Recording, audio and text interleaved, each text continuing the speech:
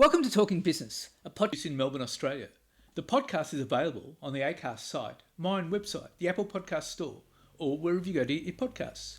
Or you can get it at the Business Acumen website at www.businessacumen.biz. For the most exclusive access to leading economists and business leaders from around the world, subscribe to Talking Business from my website, Gettler.com. I am Leon Gettler. My job is to review and monitor the week's news in business, finance and economics. I bring it all to you every week. This is episode number 41 in our series for 2022, and today's date is Friday, November the 11th. First, I'll be talking to Andy Cunningham, Senior Regional Director for Australia New Zealand at Autodesk. We'll talk about automating industries like manufacturing and construction, and I'll be talking to KPMG economist Sarah Hunter about the RBA's latest rate hike. But now let's talk to Andy Cunningham. Now, Andy, what are you talking about with construction and manufacturing now transforming? How does that work? Look, I mean, both industries are in different phases, I guess, Leon. You know, if you can compare the two, and I use this quite often, they're both on the end of the spectrum as far as flexibility versus control. If you think about manufacturing a car, the last thing you want to do is have variables, right? So you design a car, you make a lot of them, and you manufacture, minimal variables, color, trim, that sort of thing. But it's basically, repeat.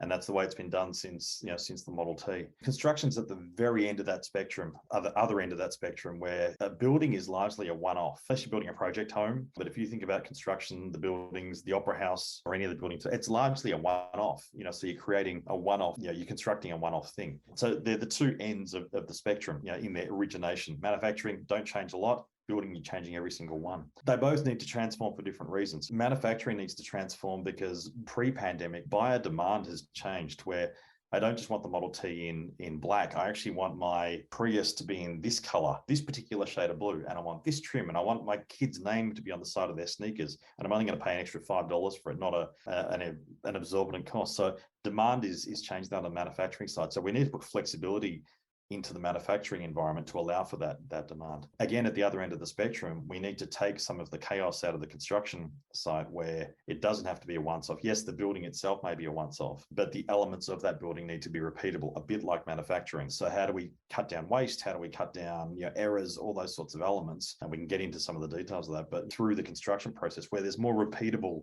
elements of a construction process, even if it's in process or indeed some of the modular elements that are coming into it.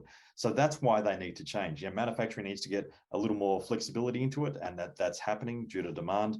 And construction needs to tighten up due to the waste and risk and everything else that comes with everything being a once-off. So they both need to take the best elements of each other. So what sort of transformation are we talking about? Process, most definitely, and embracing digital. It's funny, manufacturing, I guess, embraced the digital element quite some time ago, as far as using digital controls, design, CAD and CAM, because computer-aided design, computer-aided manufacturing has been prevalent in the manufacturing space for a long time. And even you go back to the Industrial Revolution, some form of technology actually sort of sparked that in the manufacturing space. So they're sort of early adopters. Construction is on the other end of the spectrum is a very late adopter of technology and digitalization. So the elements are different.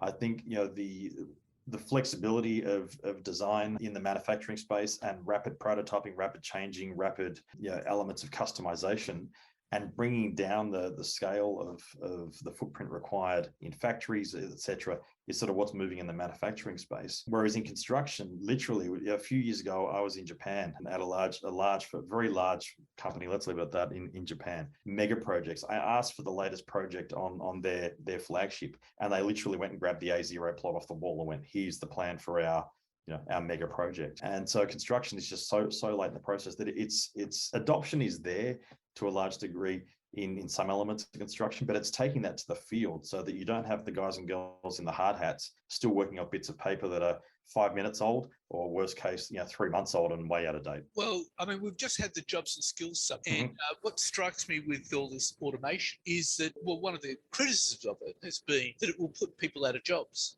You can't have a robot laying bricks in a construction sector. You can't have someone on a machine constantly for manufacturing. So what would be your response to that? It'll change jobs more than it'll put people out of jobs. So it may change the nature of work, but I mean, what's driving that even now is resource shortages.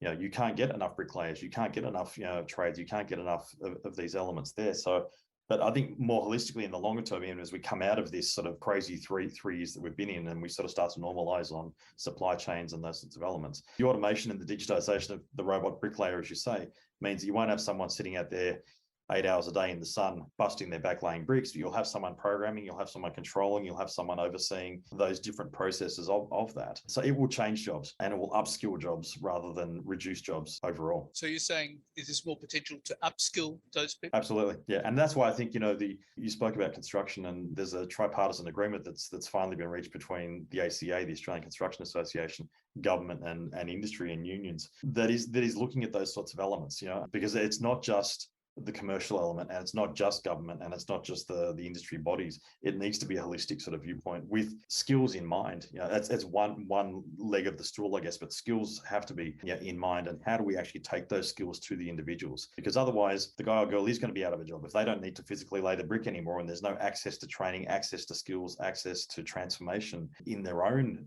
careers, and taking the training to them as opposed to having to go sit in the classroom at the local tech like days gone by. If we don't provide that, then they will go stagnant. So it's multiple elements that need to bring that to the individual so they can actually upskill. How do we bring the training to those people? I mean, you can't send them off to a classroom. Does the No. company have a boot camp or send them off to boot camps? How does it work? Yeah, I think there's different elements of it. Training or upskilling has changed. As I said, you don't just go off to a classroom these days. In general, we've seen that sort of, back in the 90s, you'd go sit there in your training room with your computer and you'd learn, how to use Windows. And these days that's largely gone. So it's in place training that we see.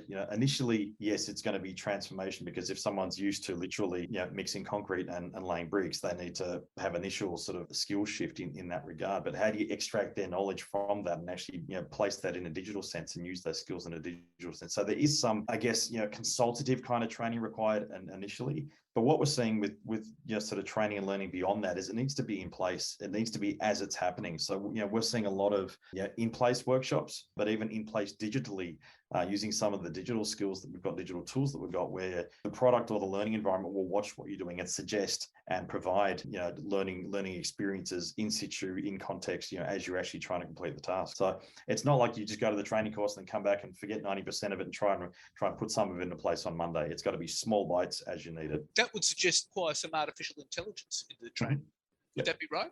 Yep, definitely. So, there's, if you look at the Autodesk products, we understand our products just like any vendor would. We understand how to drive our products, how to work our products, and so the AI is largely there in the R&D of the product itself, the knowledge of the product itself.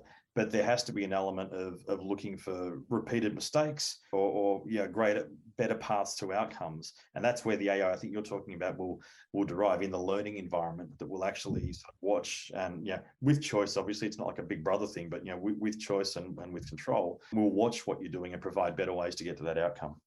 So how have people taken to this? How's the bricklayer taken to this? How is the machine operator taken to this? It's still emerging, Leon, and that's what the construction industry is early days in this journey. It's way late to the party and early days. So the initial reaction, and rightly so, is I'm out of a job. And not now, but over time, if you roll the tape forward, you think the machines are coming and it's sort of science fiction, then you could think you're out of a job. And that's the initial sort of knee-jerk reaction. But it's early days. We still need to work with industry, work with government, work with the bricklayers, for example, as one example of that. But there's other elements as well. Again, in construction, you look at modular construction. It's not necessarily replacing the people, it's replacing where they do the work. So we're constructing in a factory, and we're actually bringing that module to site and then just installing it, as opposed to mixing concrete and laying fittings and fixtures and those sorts of elements. So not everything is revolutionary, but there is certainly transformative elements of construction that we're looking at bringing into place. And the same would apply to manufacturing. Yes, but manufacturing is more that controlled environment, I guess, anyway. So you're not outside on the site, I guess, doing those once-off things. There's efficiencies in manufacturing, most definitely. We're seeing manual process become digital, but the skills and the disciplines are still there. So if someone knows how to manually run a lathe, that person will those skills you can't replace. So we need to capture those skills, not actually discard those skills. We need to capture and harness the old ways and interface those into a modern environment. A lot of the work that that I've done in my past roles at Autodesk in Japan was because of the aging workforce in Japan and the aging engineering body of knowledge in Japan. They went digital. One of the elements was going digital to capture that body of knowledge before retirement years and sunset years that was gone. So I don't think we're at that extreme of the aging population that they were facing in Japan, but that was a driver. So again, it's not about just shipping out the old and replacing with the new. It's capturing the old ways and retaining that knowledge. What's exciting about this is it's not only applies to construction and manufacturing, but it could apply to broader industry as well. Mm-hmm. Broader industry could learn from it as well. Would you agree with that? Definitely. And I mean, I think, you asked initially about digitization and what sort of drivers were there. And, the elements of the past 3 years, the pandemic and the craziness that we've all gone through as a result of that was sort of a force function on that. There's a couple of drivers in construction or across industry in general, but what we've just gone through and now the resultant sort of pressure on supply chains and workforces, that's forcing every industry, whether you're a restaurant that's looking for front of house staff or you're a multi-billion-dollar organization, resources are a challenge at either end. We're only just starting to see immigration come back and overseas, workforce sort of come back to Australia. Before then, as I'm sure everyone that's been on your show has alluded to, resources are precious. Whether you're looking for a salesperson, an engineer, a waiter, and everything in between, it's precious. So everyone's been forced to look at their industry. You put supply chain pressure on top of that, and that's what's just massively driven it. Again, whether you're supplying vehicles, whether you're building vehicles, whether you're needing timber or aggregates on your construction site, everything's had to be looked at because of those drivers. Which is why automation is not going to get rid of jobs, but will actually help create. Exactly. It may change them, but it will. We're not going to replace the people at all. And I mean even. We have conversations around generative design, which is almost an AI technology using the power of cloud to create designs. And that could be, how do you create? There's one project we did where we created a better panel in an Airbus plane that was lighter and stronger, etc. Lovely. Or it could be, how do you create a better chair, or how do you create a better saddle on a construction site? You still need the person behind the keyboard with the design intent, with the intelligence, what have you, to work with the capabilities of the machines, for want of a better word. So again, generative design that we see coming through both on form and function sides, you still need the person there, whether that's the elderly skilled engineer or designer, or whether that's the young up and coming graduate just out of university. The person still needs to be there, making choices, making design intent changes, what have you. Well, Andy, that's all fascinating, and I'm sure everyone will be fascinated to hear that. Thank you very much for your time. No, really appreciate it. Thanks, Leon. And now let's talk to KPMG economist Sarah Hunter. Well, Sarah, the RBA increased interest rates by not much, but now comes to 2.85%, and we're expecting more rate rises in December. Yes, I think that's right. And isn't it an interesting time that we live in, where a 25 basis point move is considered a not very big increase in rates? Normally that would be the only increase we'd be talking about. Yes, I think that's right. I do expect them to go again by another 25 basis points in December, so that'll take them to 3.1% for the end of this year, and I think more for next year as well, certainly through the first few meetings. So potentially getting up to 3.5, maybe 3.6%, something like that. Depends what they do with that hanging 0.1 that they've got in their back pocket at the moment. Right, okay. So you're expecting further rate rises in the first quarter of next year? Yes, absolutely. I mean, I think the data at the moment is still coming through pretty strong in terms of the activity levels and momentum through the economy. I also think that they'll be looking at the inflation data, that they will be not concerned as in it's not unexpected, but they'll be certainly monitoring very closely the fact that those inflationary pressures are broadening across the economy, and they're becoming more domestic rather than externally focused. In fact, what we're likely to see as we go through the first few months of 2023 is some of those external factors that have been driving inflation, fuel prices, for instance. On an inflation rate basis, they're going to drop back quite sharply. So fuel price increases from early 22 to early 23, for instance, could be close to zero if you look at the year-on-year difference. But that's not going to be much comfort to the RBA. They're going to be very concerned about what's happening domestically and those domestic pressures. Right, okay. But they originally said that inflation would be up to 7.75%. Now it's 8%. Yeah, I mean, I think that's, obviously that's not too different a forecast. And I think that a lot of that really is coming through from some unexpected shocks, things like food prices and the most recent floods. And we know that that's now starting to have an impact in the supermarkets. The RBA back in August obviously couldn't see that and weren't anticipating that. So I think the near term is actually playing out more or less as they expected. I think more interesting on their inflation inflation forecast is the higher for longer that they've got through the back end of 23 and through 2024. I think that's where the much bigger revisions are, and as say reflect that change in their view on those domestic pressures and the sort of pass through and the what's happening within Australia rather than what's happening as a result of global shocks and shocks like the floods, which are exogenous to the economy, if you like. So if we're predicting rate rises for next year, where do you see it peaking at? Well, that's a good question. I mean, I think that at least 3.5% and possibly a bit higher than that.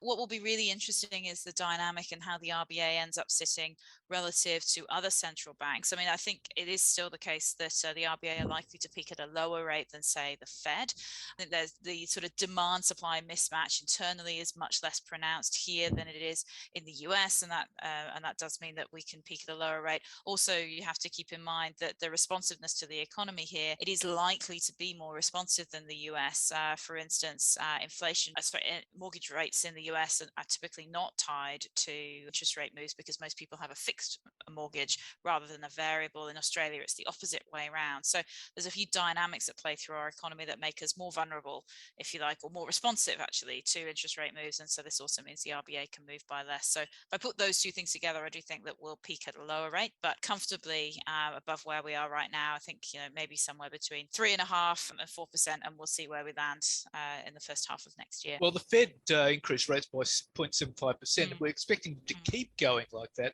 But what's interesting is that the other central banks are diverging from that. That's right. We see that right around the world. Yeah, and I think that this is where the country-specific factors are going to start to come into play. So a lot of the inflationary pressures that we've seen this year in particular have been global in nature. Obviously, the conflict in Ukraine and the fallout that's had has been particularly pronounced in Europe, but it has spilled over everywhere. Similarly, with food prices as well, that is partly related to conflict in Ukraine as well, but it's been a global phenomenon as much as a local phenomenon.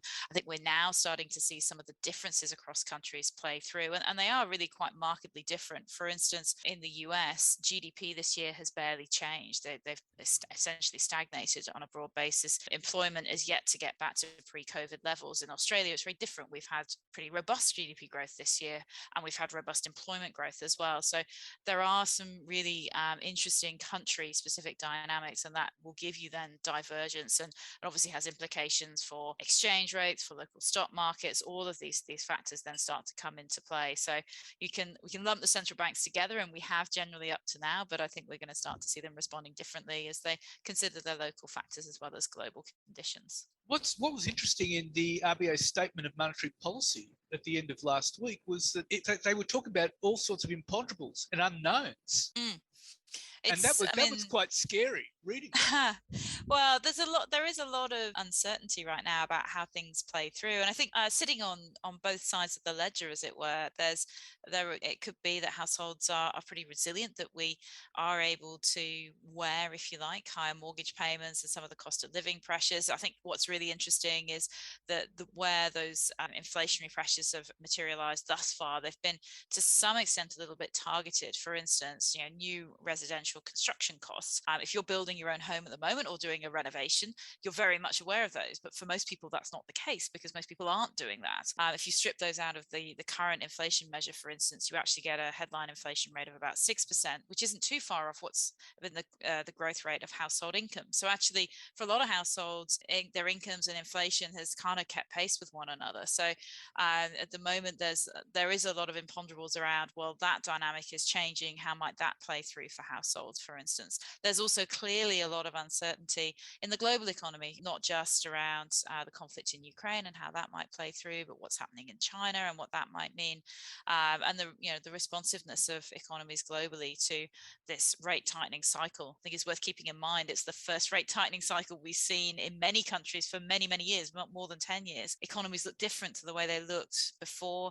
They're responding in a different way, and as economists, we are learning about this. And I think the RBA really signaling signaling that too. So there are uncertainties, but they could be upside uncertainties as much as downside uncertainties, worth keeping in mind. And of course, the central bankers are monitoring the situation daily. So they are responding when their meetings roll around, and those meetings roll around fairly quickly. What's interesting is that the RBA statement was saying that inflation mightn't come back to the target band till, 2025? And that was really quite striking. It is, I agree. I think what's going to be really crucial there is, two aspects of that I find really interesting. And again, we'll see how this plays through. One is the dynamics around wages and wages growth and seeing that come through. And it was interesting to get their commentary from their liaison program. One of the questions they asked to businesses is, well, what is your average reset of base pay, which is the sort of core wage inflation measure, if you like, and that coming through at sort of 3.5% in the private sector, but we know it's a little bit less for many people on EBAs and in the government sector in particular. So probably suggests wages growth is going to go over the top of 3%, but approaching 3.5% over the near term. Does that continue to lift, or does that hold? That's one source of uncertainty.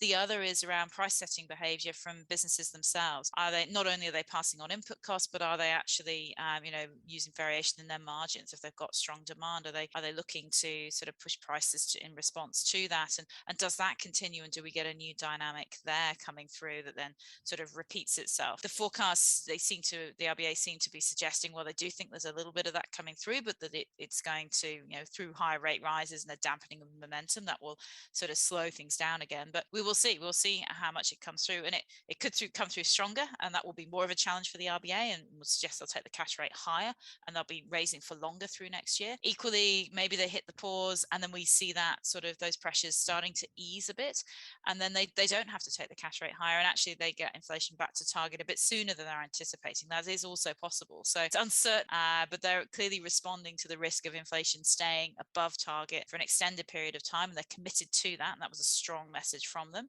and that's what we should expect. So if the data doesn't go their way, if we don't get signs that things are starting to ease next year, we should expect them to go further with the cash rate. But indeed, if inflation does stay higher, it would put pressure on businesses to pass on those costs. Well, I think we're already seeing them do that. So for instance, in the September inflation data, one of the most interesting bits of that for me was that in the household services category, personal services category, where a lot of workers will be paid the national minimum wage, we saw a step change in the price paid for those services that was linked back to that national wage increase. So that was very immediate, right? The national wage increased on pretty much 1st of July, and then the September quarter inflation print, the first time we measure it in the data, recorded that increase. So we can see those businesses are passing on those cost increases. That was obviously a wage cost, but there are other costs that are being passed through as well, for instance, material costs in the construction sector. So businesses are definitely passing on those costs, and the question is if they continue to do that and then look at stretching their margins, then that's the response the RBA will be paying attention to, and we'll be looking to see how responsive that is, and how quickly the cooling of the economy, the cooling of demand that they're trying to generate with interest rate rises, that they are generating with interest rate rises, we can already see it coming through, how quickly that gets into those broader price pressures that are coming through the system. So basically looking ahead to 2023, there's a whole lot of uncertainties. We just have to wait and see how all this pans out. We do. I mean, I think there are some things we can expect to see in the data. I think we can expect to see inflation staying above target. I think that would be very surprising if that's not true. I think we can expect to see growth momentum starting to ease, and that in and of itself will mean that capacity utilization and other measures of the economy and how tight things are, the labor market, how much extra work businesses can do, all of those things are going to ease. So the unemployment rate starting to lift ever so slightly from obviously very record lows, capacity utilization for firms starting to come back down from its now record highs.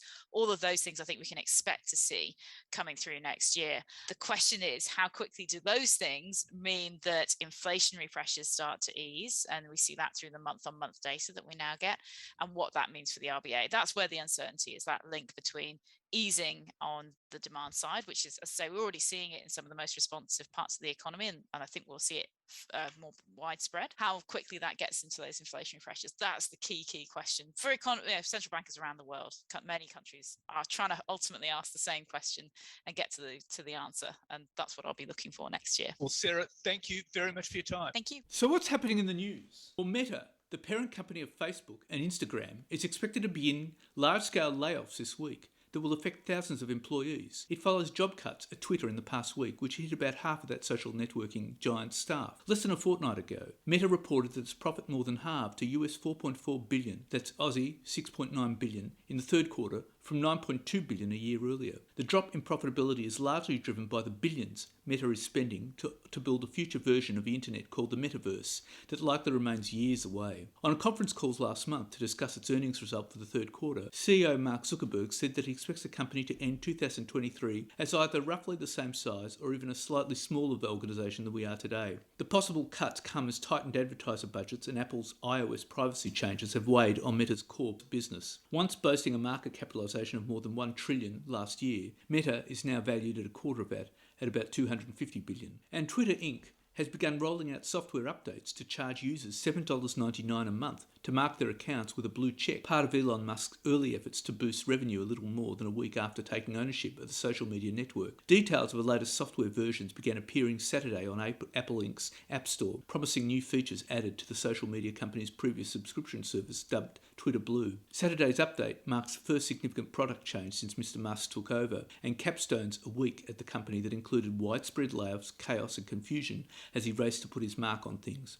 It was unclear Saturday when the updated service would take effect for all users. In a bid to make Twitter less dependent on advertising, which makes up 90% of its sales, Mr. Musk had been hinting that he was leaning towards an $8 a month subscription offering. Saturday's change applies to Apple users in the US, Canada, Australia, New Zealand and the UK. According to Platformer, Musk had discussed putting Twitter behind a paywall that will require a fee from every user. And Twitter Australia has been left a shell of its former self, with staff in its government relations, communications, marketing and news curation divisions almost entirely laid off as part of global job cuts at the social network. The sales team, which tries to bring advertisers to the platform, was least affected. The Australian e-safety commissioner Julie Inman-Grant, who once headed public policy for Twitter in the region, panned the global job cuts which have laid off 50% of its employees. But a few days later, Twitter is reaching out to dozens of employers who lost their jobs and asked them to return.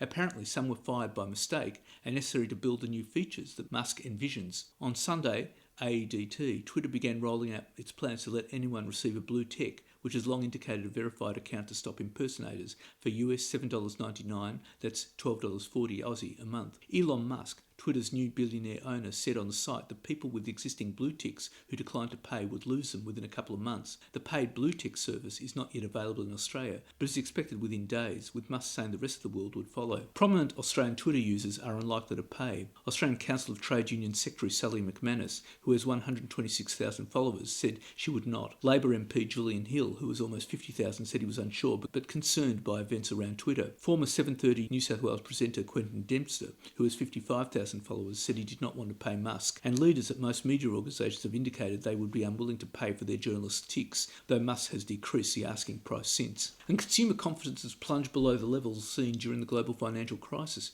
causing a record number of households to slash their Christmas spending plans. The widely watched Westpac Melbourne Institute Consumer Sentiment Index dropped 6.9% in November and is now only above COVID-19 pandemic lows. Consumer confidence is at its lowest level since the 1990s recession, excluding a low point early in the pandemic. Confidence levels fell dramatically after the RBA's latest interest rate rise and a speech by its governor. And Qantas is in discussions to import sustainable aviation fuel into Australia as what will be the world's largest production site used for cooking oil and animal fat-based fuel nears completion in Singapore. Sustainable aviation fuel currently accounts for only 0.1% of all aviation fuel used worldwide, but most major airlines, including Qantas, back an industry goal to get to 10% by 2030. Qantas is working with Airbus to kickstart local supply and is also looking for imports. It currently uses a blend of SAF and conventional jet fuel on some flights out of London and has plans to do so for US outbound flights. BP supplies sustainable aviation fuel to Qantas in the UK, and it's understood the Australian airline is talking to various suppliers in different ports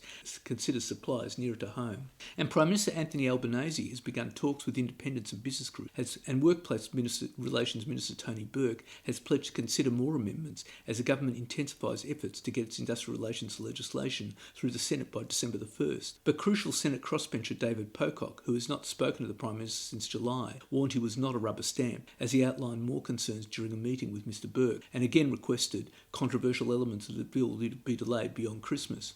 He wants a common interest stream of multi-employer bargaining, which will allow the process to be extended to all businesses excised from the bill, so it can be properly scrutinised. Under the current proposal, businesses with fewer than 15 employees would be exempt from multi-employer bargaining, but Senator Pocock wants it defined as 15 full-time equivalents, allowing more smaller businesses with an array of casuals and part-timers to be exempt. With the ACTU warning further concessions will render the bill inoperable, the government will use its numbers to push the bill through the lower house on Thursday, so it can be ready for Senate debate when Parliament resumes for the final fortnight on November the 21st. The 9 lower house independents, including the 6 Teals, harbour similar concerns as Senator Pocock and voted with the coalition to try to avoid a time limit on debate imposed by the government. The government used its numbers to defeat the push. Although the Teals' votes don't count, the government is keen to have their imprimatur for the Secure Jobs Better Pay bill. Mr Albanese sought to assuage concerns during a meeting with the lower house independents on Tuesday. And employers must train managers on how to solve mental health issues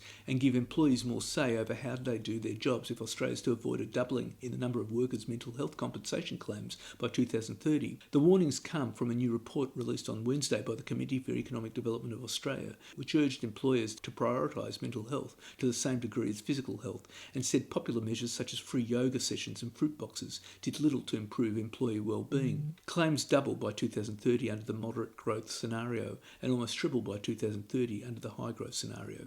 The trends are even more concerning when looking at the cost of claims, the report said, adding that the median time off work for mental health claims was 27 weeks compared to 7 weeks for all serious claims. Median compensation costs per claim for mental health conditions grew from $14,300 in 2001 to $45,900 in 2018-19, the report said. If recent trends continued, median costs per claim could triple in real terms by 2030. Report author and OEDA senior economist Cassandra Windsor said mental health claims are typically more expensive than physical health claims, as they are typically more complex. Ms. Windsor said training bosses to manage mental health, involving employers in the design of their jobs and introducing organisation-wide mental health strategies, were 3 effective measures that employers should pursue. This was more effective than easy stuff like free yoga and fruit boxes. And skilled occupation lists could be axed and hundreds of visa subcategories slashed to make way for a demand-driven immigration system where businesses have a greater role in determining what jobs are in short supply. Home Affairs Minister Claire O'Neill says every idea is on the table as Labor launches the biggest shake-up to the immigration system in decades on Monday amid a historic worker shortage. Ms O'Neill says an overhaul of the Byzantine mess of rules and processes is badly needed. Leading economies ramp up the fight for global talent, naming 3 policy and business experts to review the immigration system ahead of the May 2023 federal budget. Unions and industry are expected to play a key role in the review, which has been tasked with finding ways to protect workers from exploitation. Former Public Service Chief Martin Parkinson, University of Adelaide law professor and temporary labour immigration expert Joanna Howe, and former Deloitte partner John Azarias will present recommendations from the review to the Albanese government by February, allowing proposals to be considered for the May 2023 budget. And Australia's number 3 lender, Westpac, reported a 1.4% drop in annual profit, hurt by pressure on margins from intense competition in home lending in the first half and a charge related to the sale of its life insurance unit. And Medibank won't pay any ransom to the hacker that stole all its customer data after revealing almost 500,000 health claims have been accessed. Australia's largest health insurer says the names, dates of birth, address, phone numbers and email addresses of its 9.7 million former and current customers have been accessed, along with the Medicare and passport numbers of some customers. But Medibank Chief Executive David Koskar said the hacker probably couldn't give the data back even if they paid a ransom fee, and paying up could instead give other criminals an incentive to do the same. The hacker accessed health claims of around 160,000 Medibank customers, around 300,000 claims from offshoot AHM customers, and around 20,000 international customers. No credit card or banking details were accessed. The insurer, which continues working with the federal government and other agencies, has also launched an external review into the incident. And Australia's largest private health insurance, Medibank Private, faces its first class action over the hacking incident that exposed the personal information of 9.7 million current and former customers. It comes as the threats have emerged on the dark web to release the customer data. Bannister Law, Class Actions and Centennial Lawyers said they've joined forces to investigate the serious data breach of this group, which comprises 5.1 million Medibank customers, around 2.8 million customers from the group's budget AHM business and around 1.8 million international customers. Other class actions are likely. Maurice Blackburn, which has already launched a class action style claim against Optus for its recent data breach, has said previously that it is monitoring the situation. While both hacks are similar in size, with just under 10 million Optus customers affected, the Medibank incident is far more serious, as the private health data of hundreds of thousands of Medibank customers was stolen. Criminals claiming to have stolen the personal information of about 10 million Australians from Medibank, including sensitive health data, are claiming that they will release it in the next 24 hours in a post on a website linked to Russia-backed cybercriminal group REvil. And Crown Melbourne has been fined $120 million by the gambling regulator over breaches of its responsible service obligations. The Victorian Gambling Casino Control Commission imposed the fines after it found the casino failed to prevent gambling harm by allowing customers to gamble for long periods without a break. It said customers were sometimes allowed to gamble for more than 24 hours at a time. It also found the casino failed to comply with the statutory declaration to stop patrons using plastic picks and other devices to simulate automatic play on poker machines. The regulator says Crown is on probation, with a decision pending whether Crown is suitable to continue holding its licence. And Star Entertainment will fight a second class action in the Victorian Supreme Court, with Maurice Blackburn filing a shareholder claim against casino giant. It follows the lead of Slater and Gordon, which filed a similar class action in March that alleged the company misled the market, breached continuous obligation laws, and wiped billions of dollars from the company's value. Maurice Blackburn's claims are largely the same, relating to representations made by the company between March 2016 and March 2022 that the firm alleges were misleading or deceptive. And Snowy Hydro's giant expansion is a year behind schedule, and the official budget has jumped by $800 million to $5.9 billion, the latest crunch for an energy project deemed critical to replace coal in the power grid. Roger Whitby, Snowy's acting chief executive, told a parliamentary hearing on Monday that the government-owned energy operator remained hopeful of reducing the delay, but the setback could imperil the target of first power by mid-2025 and delivering the facility by early 2026. Any delay will also add to risks after the grid operator warned of worsening forecast reliability in New South Wales in 2026 and 27 should it not hit the original deadline. The budget has jumped $5.9 billion from the original $5.1 billion forecast, according to Mr Whitby. It is unclear whether the higher cost reflects a $400 million contingency and $100 million in environmental offsets, or whether it factors in any exposure after the builders filed claims for more than $2.2 billion in cost overruns. The details, disclosed at a Senate committee hearing, followed an admission from Snowy Chairman David Knox that Energy Minister Chris Bowen had raised concerns about the tone and communication style of ousted Chief Executive Paul Broad amid tensions over a plan to transform its Hunter Valley gas plant into a green hydrogen facility. Mr Whitby told the Senate hearing the company could not yet estimate the Snowy Hydro 2.0 project's final budget and completion date with any certainty, but confirmed the COVID-19 pandemic had put its contractors, the Future Generation joint venture including Italy's WeBuild and struggling West Australian contractor Clough, badly behind schedule. And National Australia Bank has been chastised by the Federal Court and corporate regulator for not fixing a problem that resulted in customers being overcharged fees for more than 2 years after it had been made aware of it. NAB's misconduct was unconscionable and a breach of its Australian Financial Services licensee duties to act fairly and honestly, the Federal Court said on Monday. The Australian Securities and Investments Commission sued NAB in February 2021, alleging it had overcharged 4,874 personal banking and 913 business banking customers a total of $365,454 in periodic payment fees over 4 years. These were $1.80 for periodic payments to other NAB accounts and $5.30 for payments to accounts at another bank. Overall, the offences took place over a longer period of time and resulted in overcharging in the multiple millions of dollars. Over 12 years, 1.6 million transactions were hit with the wrong fees. NAB has paid around $8.3 million in remediation to affected customers. Federal Court Judge Roger Derrington said the bank displayed serious apathy towards its customers' continuing lack of knowledge and acted in its own self-interest by continuing to operate a system it knew was wrongfully deducting the fees from early 2017. And those hoping to get a new iPhone for Christmas will likely be left disappointed, as Apple reveals it is experiencing production disruptions. Tightening COVID-19 restrictions are impacting output at Apple's main assembling facility in Zhengzhou, China. The facility is currently operating at significantly reduced capacity, the tech giant said in a statement. Customers will experience longer wait times to receive their new products. The world's largest iPhone factory, owned by Foxconn, was locked down for a week on November the 2nd, setting back production of the tech product. The wait time for a new iPhone 14 or iPhone 14 Max is currently 4 to 5 weeks, according to Apple's website, with click and collect options unavailable for most stores. China is taking a dynamic clearing approach to curb rising COVID-19 case numbers, with restrictions including lockdowns, quarantining, and rigorous testing. The country is reporting higher numbers of new infections, with significant portions of those in Zhengzhou, where major plants are located. China recorded its highest daily tally of new cases in 6 months on Sunday, with 5,643 new infections. And that's it for this week. And next week I'll be talking to James Bowe, co-founder of new Aussie fintech provider Own Home, which helps Australians buy their own property in this tough market. And I'll be talking to AMP Capital Chief Economist Shane Oliver about the market and economic outlook for 2023. In the meantime, you catch me on Facebook, Twitter, Instagram, LinkedIn and YouTube. And if you want, leave a comment. For the most exclusive access to leading economists and business leaders from around the world, subscribe to Talking Business on the Apple Podcast Store or on my website, leongettler.com. Wishing you all